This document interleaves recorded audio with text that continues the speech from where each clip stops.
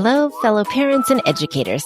Thank you for joining me at Education Evolution, where we are disrupting the status quo in today's learning models. We talk about present-day education, what's broken, who's fixing it, and how. I'm Dr. Maureen O'Shaughnessy, your host and founder of Education Evolution and the Microschool Coalition, where we are fiercely committed to changing the narrative, to reimagining the education landscape and creating learning that serves all children and prepares them to thrive.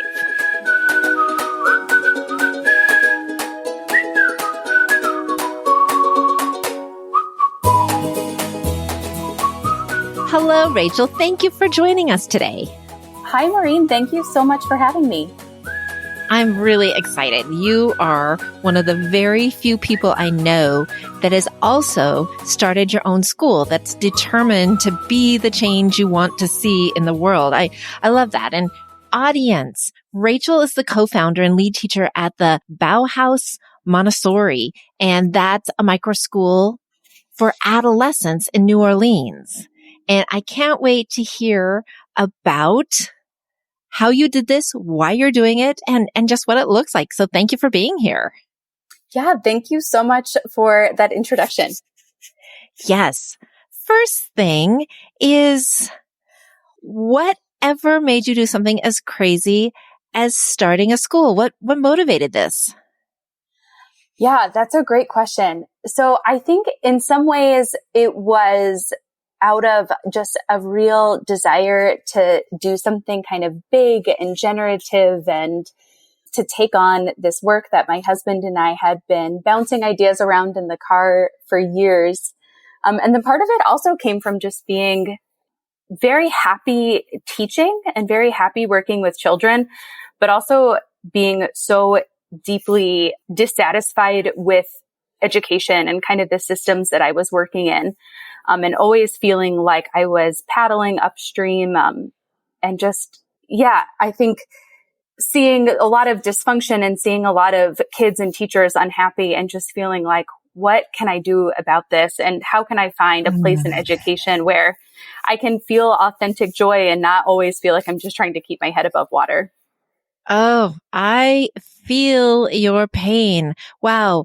Authentic joy. So you're running your own business and it's crazy. It's a lot more than teaching when you have all aspects. Are you finding authentic joy with this?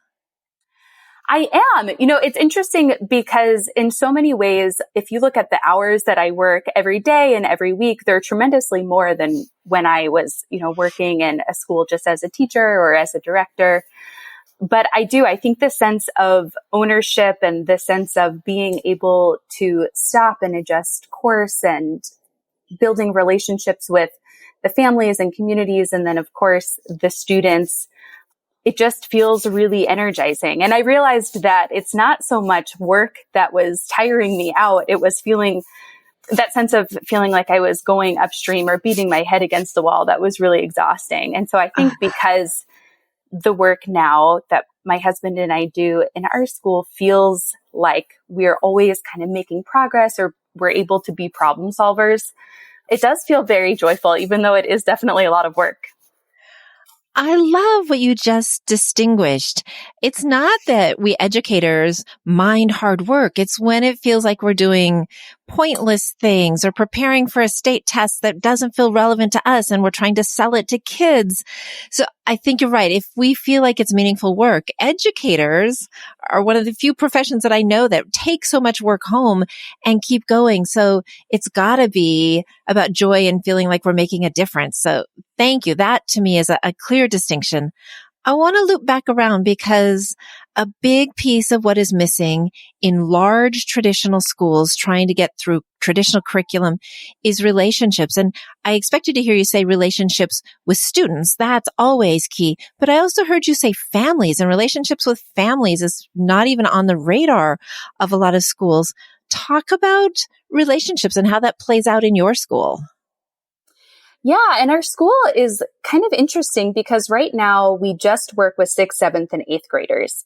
And as we were starting the school, one of the things we thought about was, we don't want to only take students who felt unsuccessful or unsatisfied in the school that they were coming from, because we could kind of end up with a culture or a community of people who, I don't even know the right word for it, but you kind of know what I'm saying, where it was just a lot of maybe negativity or just like a lack of success.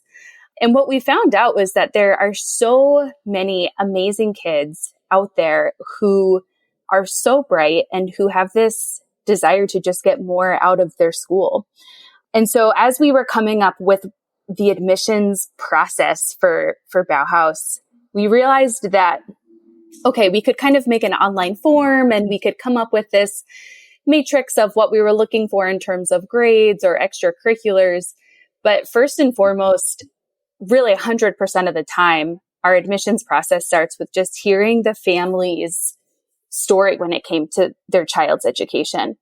And so often that looks like a long form conversation of like, what do you value and what have been points of trauma and what have been points of success, and what would it mean to you to be a part of this very new community? Yeah. And so automatically, I think because we started off with these very vulnerable conversations with parents, they just became such a huge part of the program. And also I would say to just commend our parents. They also, I think, have a lot of trust and strong boundaries, which is really important when you have middle schoolers coming into their own and becoming young adults. But yeah, I think that initial relationship is so critical to forming a team with parents. And then also part of our school is just educating parents on Montessori education and being a support and a sounding board for what is such a hard time of life for a lot of families when their kids are, becoming young adults and all the things that go along with that. Yes. I love that you start out by listening, hearing family stories, hearing values. I know that's been really important at our micro school too, to really have that context and then to be a team of support. And I think some families, when they've come to us, have felt like they have to really rant and rave to be heard in a large system. And they're so relieved that what you want to hear from me, what you want to work with me, that it's just kind of like, this relief. I don't have to jump up and down to get my kid noticed and to get heard. So starting off with that connection and then creating that collaboration, that is amazing. I love what you're doing. And I want to talk a little bit about this Montessori piece. I know that you have your Master's of Education in Montessori Integrative Learning and that you've applied Montessori and taught it at the middle and high school level. I think a lot of us think of Montessori as something for preschool and maybe primary grades. And I know a Montessori school I'm familiar with is K-12, but by the time it gets to high school, it's pretty much textbook and traditional. What could Montessori look like for our tweens and teens? Yeah, so many people are, I think, taken aback when they realize that Montessori isn't just for, especially early childhood and elementary, but it's really a way of thinking about life and learning from birth through adulthood. So Maria Montessori looked at life in these developmental periods, and each time looking at kind of the big work of that period. And so for adolescents, just like in the younger years where kids are building on their independence and really coming into their own, she felt like that was really important for adolescents as well. And so in middle school, that looks like kind of the same values of early childhood education, where kids are being empowered and given agency to make their own choices, but we're just doing it in a more developmentally appropriate way. That makes perfect sense. And I'm hearing educational innovators all over the place talking about agency, giving students a voice and choice. And I think Maria Montessori was way ahead of us on that. And in a lot of ways, we're catching up. And I know International Baccalaureate, their middle years program is integrative and it is holistic. I think people don't see the connections with Montessori, and Montessori's actually been doing this longer and better than some of the more recent models out there. So you guys are definitely the trailblazers. Yeah, and there are training programs. I did mine at Houston Montessori Center, and there's a school in Houston called School of the Woods that has really pioneered like a model that we base our model off of. But certainly, working in New Orleans and working with kids who haven't come from a Montessori background, part of our mission is to really observe and adapt to the kids in front of us. Yeah. And mentioning like the IB programs and stuff like that, I think it's just, there's so many people doing so much innovative work. And so in many ways, Montessori is what speaks to me, but I'm always really excited to just see people zooming out and wanting to do middle school education in a way that feels more interdisciplinary and interconnected and not chopping the day up so much, but giving kids this really kind of big picture view of the world. And I think that speaks so much to the adolescent mind. I completely agree. A cool thing about microschools is that you can truly grab on and have an emphasis. Talk a little bit about Bauhaus. What is your emphasis? I know you have a really sweet lens that you educate through. Yeah, I think first and foremost, I really believe that for students to be academically successful, they have to feel like they're part of something bigger than themselves. They have to, at the most basic level, almost just feel like I am liked here and my teacher respects me and I have friends here. And if I am confused about something or if I have an idea, that I know it's going to be listened to and respected. And so I think the thing that really defines what we do is the community. And we started with a pretty small group. We started with 10 students and we ended the year with 14 students.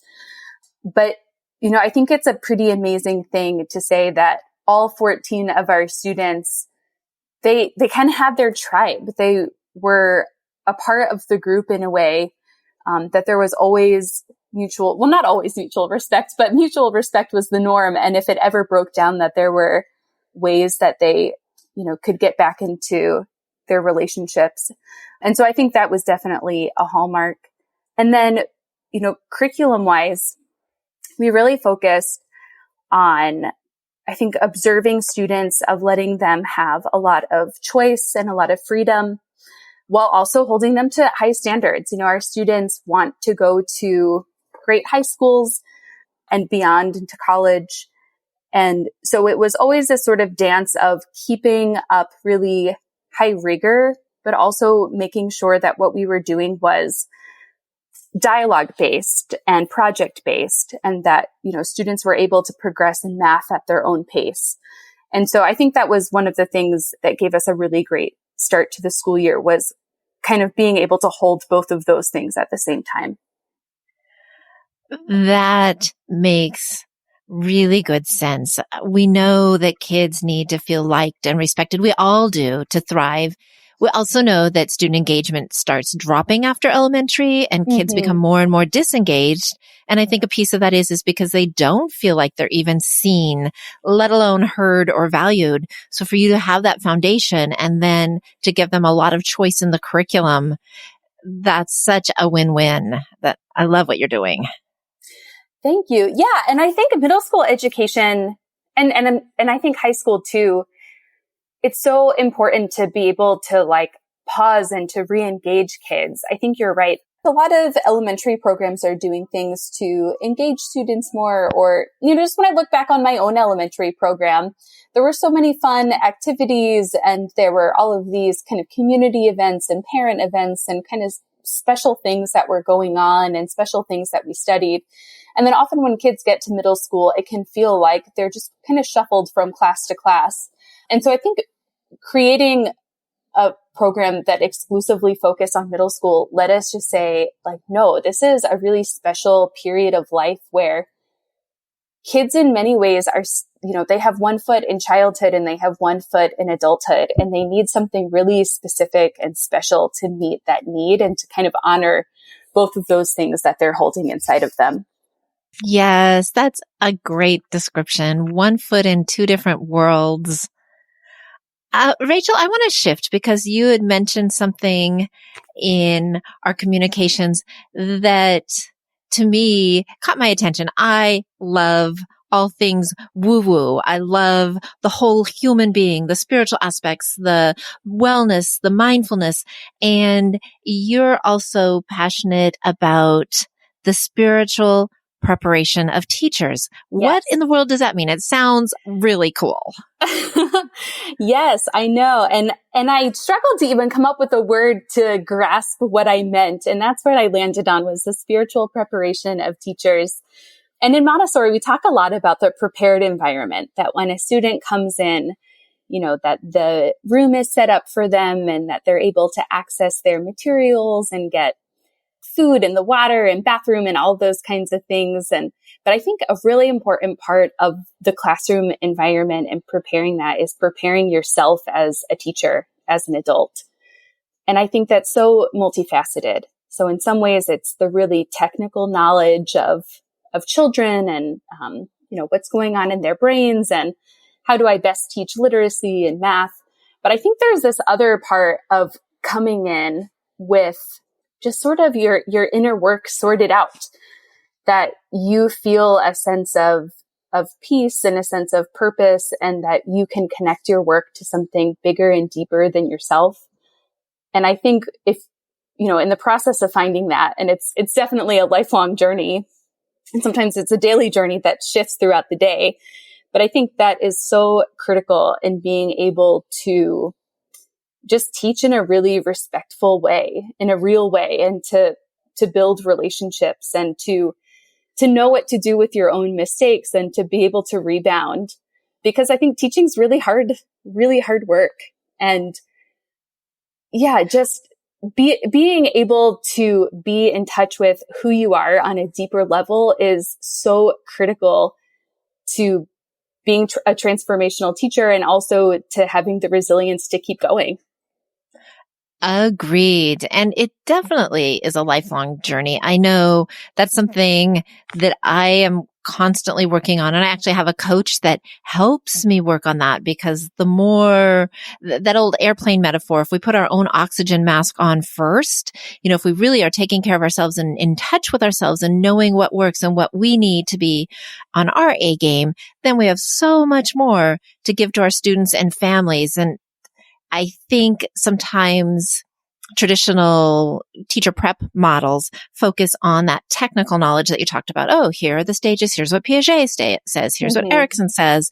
Okay, curriculum. Here is how you design your lesson plan. And they miss the whole piece of teachers being humans. So that spiritual preparation of our teachers so that they can bring their A game, and building time in for teachers to reflect and to process, and also creating community and support for our teachers so that they don't feel in isolation and they feel like they have resources while they're continuing their own lifelong journey. That piece gets so overlooked. I'm really glad you mentioned that. Yeah. And I think it's phenomenal that you work with a coach. And I would say to any teacher or really anyone who's doing the work in education, no matter where you are, it's so important to have a mentor or a coach. And I've had so many amazing people in my life, really since I was 22 when I first started teaching. But I think especially if you can find a coach who knows your blind spots and who can be kind of this gentle voice that plays devil's advocate, or can kind of just see things that you can't see. And in many ways, as a young teacher, like, that wisdom was so critical for me. And in many ways, I definitely hung up the phone sometimes feeling a little bit like hurt, or, like, what, how could that be the case? But then, they pushed me in such an amazing way. And so I think that's so important. And also, I think a lot of the times young people might be hesitant to reach out to someone, but I can certainly say that, now whenever someone asks for my advice or asks for my perspective, I just love being able to share that knowledge. So that is just my advice for everyone, is find someone who can be the sounding board. Absolutely. And I tell my young adult daughters that just because we're older doesn't mean that we're wiser. I can be that third grade teacher that's taught 20 years and has taught year one of my teaching 20 different times, or I can be that teacher that has really put myself out there to evolve so that each year my teaching is more advanced. But getting older doesn't necessarily mean getting wiser or more connected to ourselves. We have to really be intentional about that personal development. And it's not a given just because we have more days on the planet. Yeah. And I think it is a gift to be able to model it for our students. So one of the things that I took away from my Montessori training was daily personal reflection. And that's built into our school. So every day after lunch for 20 to 30 minutes, we call it personal reflection. And that might look like doing a meditation, or it might look like studying the 7 habits or painting or something like that. But my goal as a teacher is always to make sure that I'm not using that time to open my laptop and check emails, which I'm definitely guilty of, but to really model it for my students. And I think living it is the most important thing that you can do. And my hope is for our kids, to develop that habit at 11, 12, or 13. Yeah, because I think it's just so powerful. Yes, reflection should be right up there with healthy eating and sleep and fitness. It's that mindfulness and taking care of our inner beings. Well, I have one more question for you, Rachel. Sure. If you had a magic wand and could make one amazing change in education for our middle school students, what would you want to bestow upon education? Oh, that's such a great question. And it's so tough. I know. I'll also say, just kind of a lead up to that question, just reflecting on what's going on in the world. I mean, my husband and I have conversations every morning and every evening of just trying to process, whether it's racial inequity or looking at the global pandemic and stuff like that. What are we supposed to do, and what is our place in that? And right now we're kind of in this place of learning and reflecting. But one of the things that we come to often is that we have this hyper local opportunity to do things right within our own family, in our own neighborhood, in our own school. And that feels so empowering. And sometimes, and I don't think I mentioned this to you, but I'm actually pregnant right now. So I'm not able to. Oh my. Yeah. I'm not able to get out there and march or protest, but I can think about what it means to raise an anti-racist child, or to have, my anti-racist school. And that does feel empowering. Yes. And so when I think about middle school education, I would love to see more people not necessarily doing exactly what I'm doing per se, but just finding a way to offer middle school education that is small, that's focused on meeting their community's needs, where they're able to listen to their students and their families and respond in their systems and their curriculum. So I guess in a way what I'm saying is I'd love to see more micro schools, in whatever manifestation people's individual communities need. And I think a lot of that too has to be teacher leaders, people who know children and know curriculum and know what it means to meet the needs of adolescents and to have great relationships with adolescents, and being the ones that are making systems and places for them to go. I love that. Smaller means relationships. It's impossible if I have 150 kids on my roster to have the same kind of relationships. Schools within schools. There's so many ways. Pods. It doesn't have to be, it can be within a larger school, but you're right. That would be such a gift so that kids could really be listened to, and we could be very responsive in how we serve them. Rachel, you are amazing, and congratulations on this upcoming birth. I'm excited for you, and that you're bringing in a new life that's going to, I know, be seen, heard, and valued. So thank you for joining us today. Thank you so much, Maureen. And I'm so glad to have found you and your school and your podcast. Yeah, I'm just so excited about all of the work that you're doing in the world, and that now I have another person to add to someone who's a phone call or email away when I need to bounce an idea around. Absolutely. We're in the same tribe. Yes. Thank you so much. Uh-huh.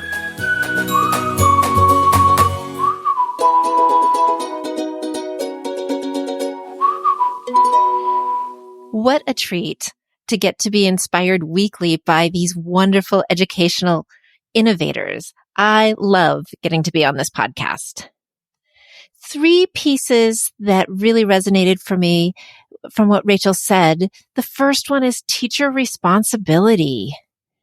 We are responsible for being energized, or we need to change or leave if a job isn't life-giving. Angela Watson is an amazing teacher advocate. She has the Cornerstone for Teachers and a blog, Truth for Teachers podcast, books, the Teachers 40-Hour Workweek Club, a ton of resources, and it's all in my show notes.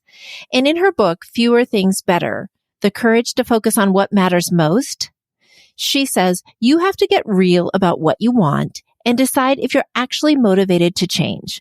Because sometimes we don't want things to improve. We just want to wallow.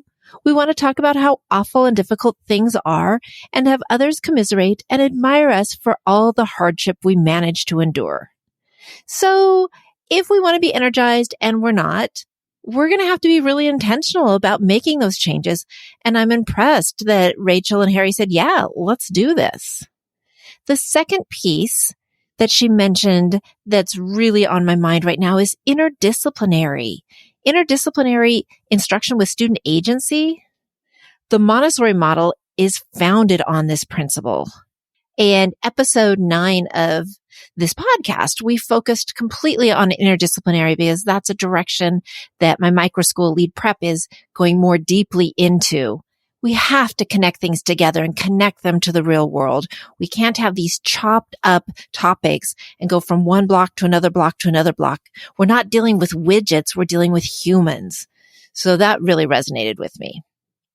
The third piece is teacher reflection. And Charlotte Danielson's evaluation model really adds in that component for teachers. But I think as a culture, we are in such a rush that we often forget the value of reflection and how much we can learn when we step back and review. UK's Iris Connect had a great blog about teacher reflection. And they say that reflective practice in teaching is arguably one of the most important sources of personal, professional development and improvement. It's not these big workshops that you get sent off to. It's the regular practice of reflection. John Dewey, total educational founder from the early 1900s, says we do not learn from experience. We learn from reflecting on experience. And teacher reflection's important because it allows teachers to move from just experiencing to understanding. If we don't question ourselves about what we're experiencing and what it means and think actively about it, research shows that we won't make any changes and therefore we won't improve. Teacher reflection, human reflection. I really appreciate that at Bauhaus, they're modeling it with the students and it's a daily practice. I'm so grateful to Rachel and Harry for being the change they want to see in the world and creating a dynamic learning opportunity for middle school kids in New Orleans. Inspirational.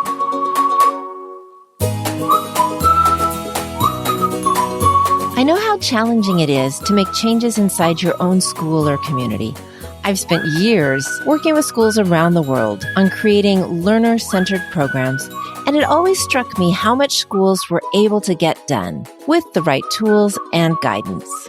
If you're ready to make changes like this in your own school, let's talk and put together an action plan. Visit educationevolution.org/consult for a free 15-minute call, and let's see if we're a good fit for more work together. Education Evolution listeners, you are the ones to ensure we create classrooms where each student is seen, heard, valued, and thriving. We need you. Let's go out and reach every student today. Leaving a rating and review for this podcast lets others know that you find it of value. and gets it in the earbuds of more educational leaders like you. Thank you for listening. Signing off, I am Maureen O'Shaughnessy, your partner in boldly reimagining education.